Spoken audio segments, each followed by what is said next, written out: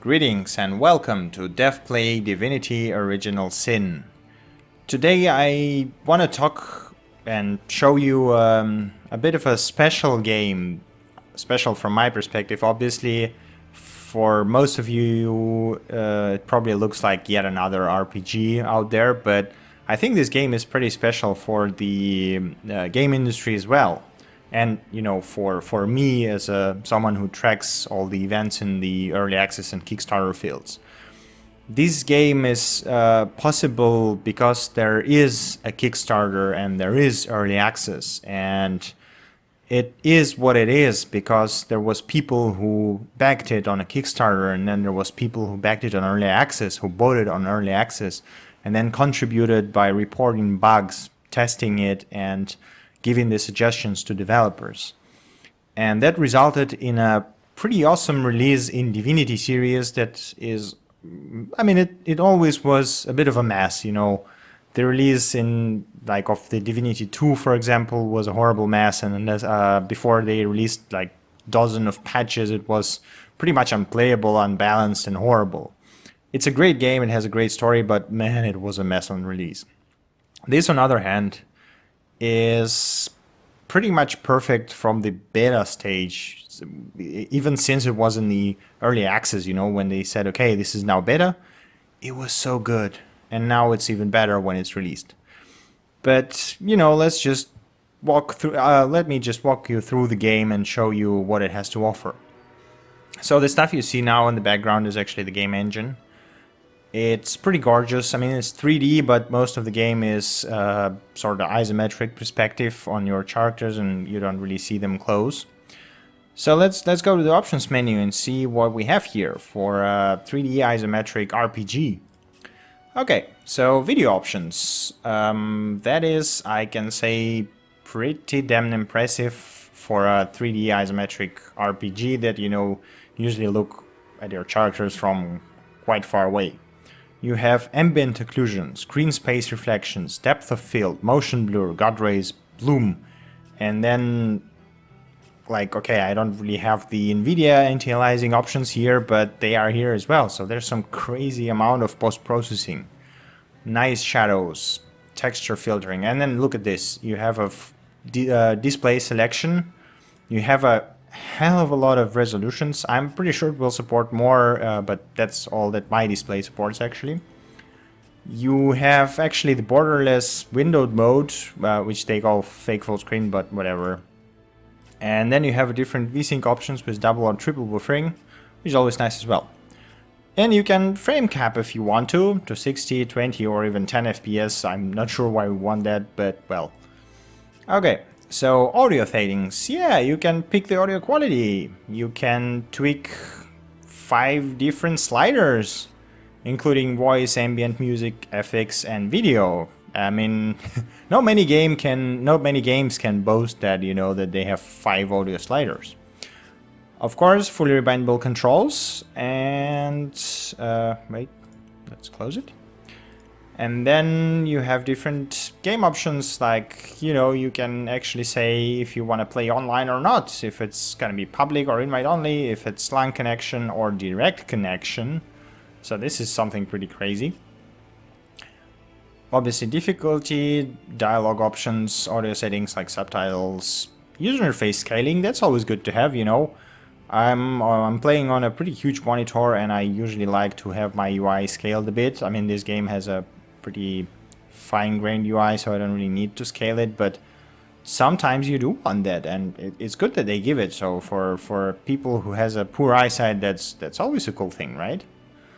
So yeah, it has a lot of different settings, and yeah, Kickstarter backers, so you can see all the guys who made this game happen here. Okay, it has a mod support, so I don't have any mods installed yet because I haven't beaten the main story. But the editor they have is obviously pretty damn crazy. I mean, they made a cow simulator in it as a release demo game for it. I mean, the developers themselves. And you can, yeah, like, it's integrated with Steam Workshop, so you can just download and try it. It's pretty easy. But yeah, let's go into the game and I will show you how exactly it works and you know why is it so awesome. What makes this game so unique. I have to note one more thing here is the music and overall the audio quality in this game is pretty insane and pretty good. I mean, for a Kickstarter game that raised a few millions, it was like something around 3, I think. This is pretty damn impressive. Okay, so here we go. Here's my party. I have my 2 guys that I started with, and then I picked up 2 companions. It behaves as, you know, any RPG that you would expect to behave, you know, click and move. You have your skills, scrolls, whatever. So let's have a look at the character screen first. So here's my inventory with a lot of different things. I can switch categories, so equipment, consumables, magical, whatever. And here I have my stats. So whenever I level up, I actually have to increase it. So you get to increase the stats. As you can see, this guy is a bit of a muscle guy with a healing skill, so he's sort of a paladin. And then in addition to this, you have abilities that are split into several categories. So, and you can level up those as well. I mean, just look at all of this. This is a crazy amount of stuff. And in addition to abilities, you have talents that are even more. And I think those are actually unlock, you know, when you progress, so you can discover more of them. And so this guy, for example, has Anaconda, which increases the damage with crushing weapons by 10. He has my Precious, which has a 50% chance of gear not losing durability. And then it has a Scientist, which gives me bonus to crafting and blacksmithing, which is always nice to have, you know, because with blacksmithing, for example, you can repair your gear by yourself, which is always nice. And then you have traits. Wait, yeah. So you have traits, and this is actually something that is affected by your dialogue choices. And this game is an RPG in, you know, the how to say, the RPG of RPGs, like the very old school. So whenever you talk to someone, you will actually get a lot of dialogues. It is very well written. You can talk to your companions and they will change the opinion about you, you know, and how they behave actually if you sway their opinion enough. So it's pretty cool. So, okay, I don't need anything from them. So, what about quests? Quests are... where was the journal? Which was the button? Wait. Here we go. Journal. So I haven't found any secrets yet. So I've played about 13 hours and this is just the first zone. I haven't finished it yet. It's incredibly huge and there is so many quests. So those are my active quests, and if I disable filtering completed, you will see that those are the quests that I completed. It took me 13 hours to do all of this, and I think I didn't really advance on the main story too much.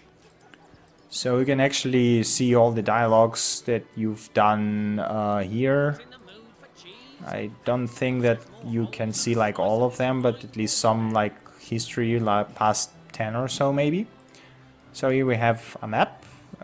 So this is how much I explored. It's not all, because I visited some like caverns and underground passages and some other areas where I teleported using some crazy sorcery, whatever.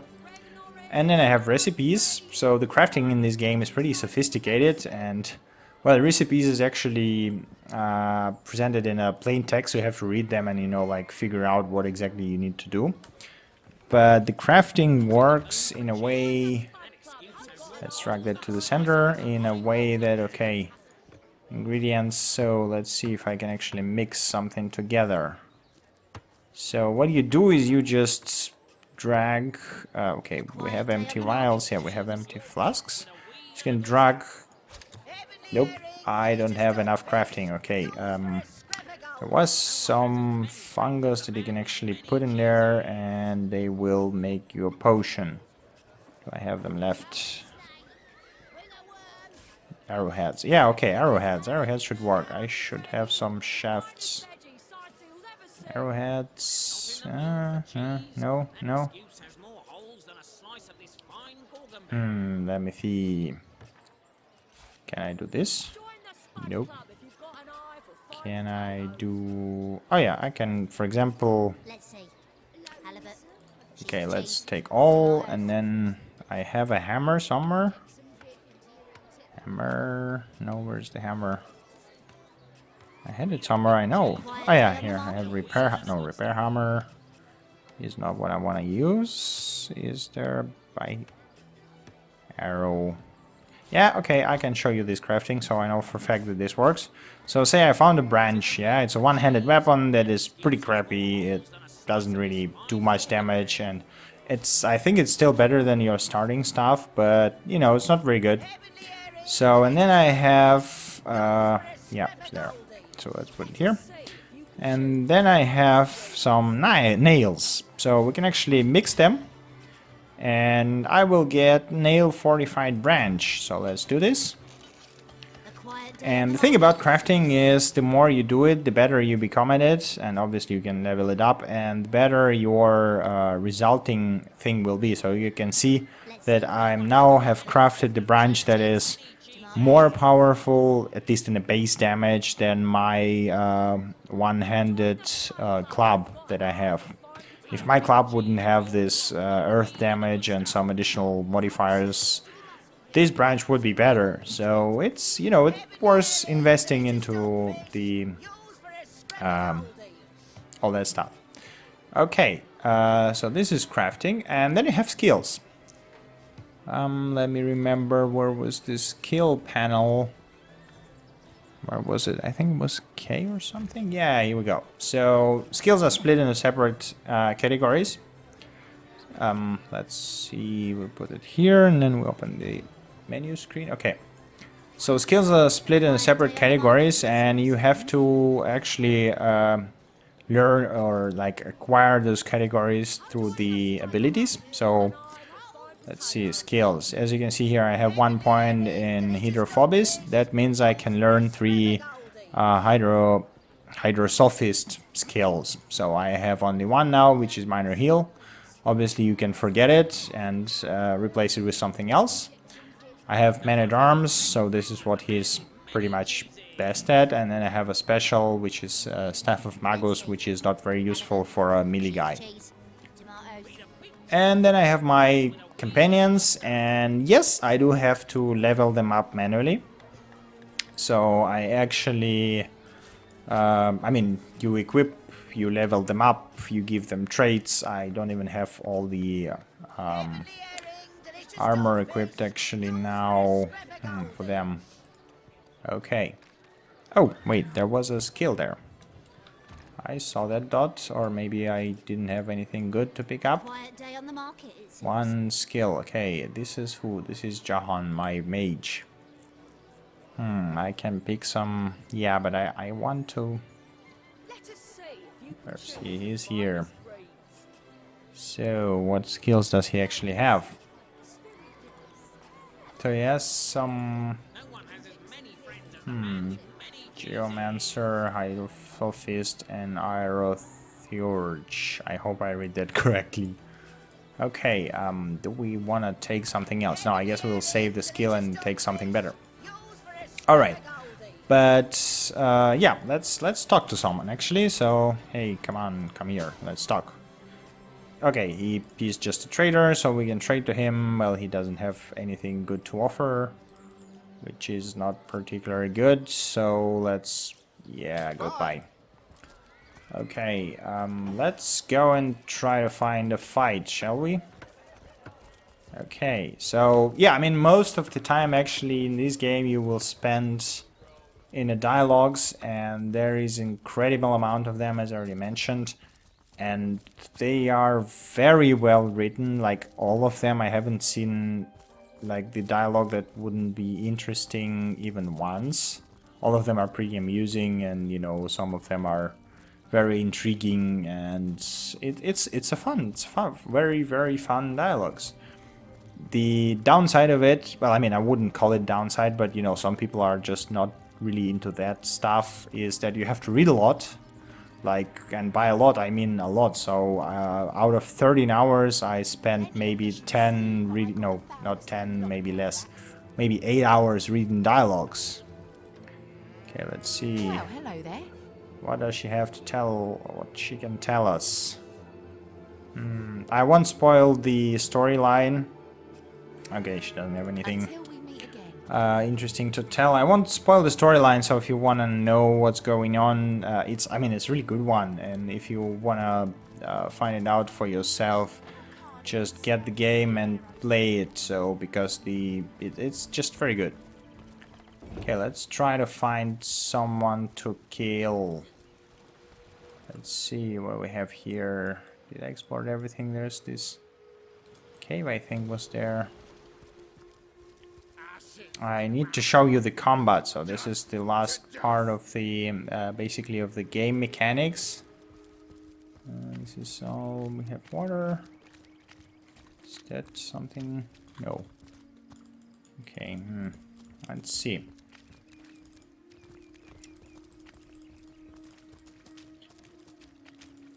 Okay, maybe I will find some combat and then cut out the unnecessary walking, because that might take some time. Oh god. Okay, you have a lot of traps in this game, and this never ends well, so we have to actually heal. Okay, I think he has a heal as well. But okay, let me heal, and then I will find some combat and cut out this idle time, so that you don't have to painfully watch it me running around trying to find someone to kill. Alright. Okay, here we go. A combat. So we have some zombies here, I guess. Yeah, and then some named zombie. Okay, so this game has a turn-based combat in a very traditional RPG or turn-based RPG style. It's pretty good.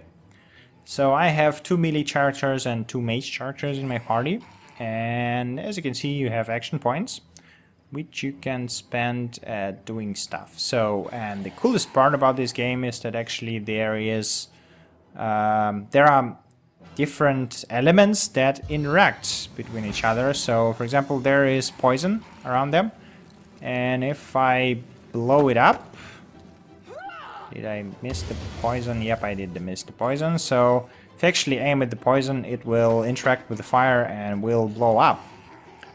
Alright, let's put our melee guy somewhere here, I guess. Can we... Will that... Nope, that won't reach them. Okay, let's move a bit further. Alright, one more melee guy, come closer. Maybe even a bit closer. Alright, and then our second mage. He's a bit too far away. Okay, I guess we can just spend the 3 action points, should be fine. What do we have? Yeah, I mean, look at the animations as well. The animations of the attacks are pretty damn cool. Those guys are really tough. I am probably... I don't know, will I get murdered here or not? They are level 5. I think I am level 4. But okay, let's give it a shot. So, we can... put... No, this is not what I want. Wait, we can... I can show you some combos. So, we can create an oil lick here. That will slow them down and as well create an oil surface there. Okay, let's just shoot something at them. Next turn, I can use my fireball to blow this oil surface up. Let's not get in the way. Okay, let's get this guy down. And yep, he's down now. And then let's use this to... And I just removed the oil surface. I'm an idiot. Alright, that was dumb, but okay, we can... Can I attack him? No, I can't. Okay. Alright, so let's see. We can actually do the... but there is... this is already bad. Okay, let's just smack him. They have a lot of HP, which is not exactly good. Okay, let's see what can we cast. Yeah, I guess let's do this. Let's finish off this guy so that he doesn't bother us too much. I mean, the combat is very, very tough. It's pretty unforgiving. Okay, let's try to blow them up once again and not fail it horribly this time, so you stay. The combat is pretty tough and very unforgiving, so unless you are very careful and choose your enemies carefully, you will die horribly. And I had to reload this game so many times. I mean, I'm not even sure if I will be able to defeat those guys. They look pretty damn tough. Okay. So what do we have here? Helping Crushing Fist. Yeah, let's knock that one down, I guess. Yep, he's down. Okay, nice. Well, maybe if they don't get up, then I will be able to actually win. Okay, let's do this. Maybe you'll blind it. Nope, blind failed. Well, okay, he's run away. Oh, okay, now we can blow this stuff up. Look at that. Bang! Now it's burning. Nice, nice. That is very nice. Now we can cast this again and burn them even more. That's always good, you know. More burning is always nice. Alright, let's hit them. Aha, he's poisoned. And one more time. Okay, I maybe even... Oh, he heals because of the poisoning. Damn it. Okay, can I swap? Where's my... I had the other weapon that did not... Yeah, I think this one. Not enough action points. Okay, I guess we'll swap the next time. Okay, poisoning is not good against zombies because they will heal, which is not optimal way of fighting them. Okay, smack that one. Bang, blind failed. Okay, whatever. Ugh. Okay, let's switch the weapon because I know that's who's there. Oh, okay, that's a mage. Alright, let's see. We can throw a fireball there. Bang. Burning. Nice. Okay, let's swap the weapon to something that will actually damage them properly, not heal them. That. Alright, and now smack. Yeah, that felt good. Ouch. Alright, that's not very good. Probably a good idea to heal him. Okay, you just stay here. He will cast a heal. So, as you might notice, there's basically two resources in the combat. The first one is the action points that you can spend to do actions. And the second one is a cooldown timers for various... Can actually hit him somehow. What will happen if I just hit here? Nope, did not work. Okay, let's get out of the fire. And the second one is a cooldown, so as you can see here, my two skills are on the cooldowns, and they will be on a cooldown for a few more turns. So the actually cooldowns are counted in turns, obviously. Okay, let's go here, I guess. Let's try not to die horribly. Okay, I guess here should be enough. Let's see, can I don't see... Oh, I can, okay. Bang. Is he dead? Yep, he is. I actually won. Nice. Not too bad. Okay. Let's grab the loot. Not that much loot, actually. Oh yeah, another thing with this game is the physics manipulation. Okay, I don't really have enough strengths to do this. But I have John, who has a teleportation skill. So, but target not in line of sight. Okay, let's go somewhere here. And nope. Somewhere here. Nope. Why? Okay, you probably can't teleport that. whatever. Let's take a look. Okay, we have some grains, and then we can take the Deadpool stuff. Okay. But yeah, you can actually manipulate the objects on the screen. So if I take this bull, for example, I can actually... no, okay, I cannot move the bull, but you can actually see that I can move the stack, but I don't have enough strength to actually move it somewhere far enough, I think. Let's see, can I drop it here? Yeah, okay, I can drop it here. And there is quite a lot of times where you can actually find something very good or rare or hidden inside, you know, under the barrels or under the bed in someone's house and stuff like this. It's pretty cool. Okay, let's go show you the dialogue maybe and then wrap it up, because I mean, that's pretty much all the mechanics that the game has to offer. And if you love games like this, you probably already seen enough to make you buy that. If not, then, well, I don't know. I mean, maybe that game is just not for you. Not everyone likes reading tons of dialogues and investigating different things. So the main storyline actually starts with you investigating the crime in this city. Alright, let's see what I have. Can you tell me about orcs? Yeah, so as you can see, there's plenty of options talking about different things. So this is the you can talk about the different things that you discovered in the city. Obviously you can trade. Does he have anything good? No, he doesn't. I really don't want to spoil the main storyline, so I will just... Okay, let's not steal. So I can actually use stealth and steal stuff as well from people. I actually raised a lot of money like this. If you get caught, you will get attacked by guards and get thrown into the prison. But sometimes it's worth it. I found quite a lot of evidence for the murder, about the murder case and stuff like this. So it's pretty cool. There's a lot of non-linear choices here, you know, on how you approach this, how you solve the murder. Do you just interrogate everyone? Do you just talk to everyone? Do you just go find the evidence legally, or do you just break into someone's house and nag the evidence like this?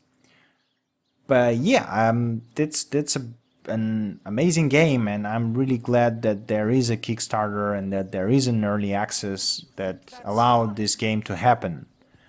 It's an amazing RPG, and you know, over these 13 hours that I played it, I enjoyed every minute, and I will continue playing it until I finish it, and probably even beyond that when there is awesome mods for it. And I'm sure there will be, because the editor actually looks very powerful. Okay, that was Divinity Original Sin. Thank you for watching, and see you during the next update. Bye!